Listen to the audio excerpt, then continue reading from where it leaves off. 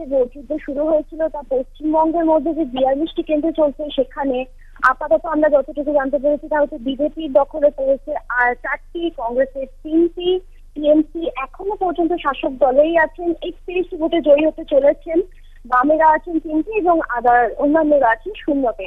তো এরপরে যদি আমরা একটু সর্বভারতীয় দিকে দেখি তাহলে দেখতে চলেছি যে বিজেপি 302টি আসন পেয়ে গেছেন, কংগ্রেসে আছেন 76টি, তৃণমূল আছেন 26টি, বামের আছেন 13টি এবং অন্যান্যতে আছে 160টি।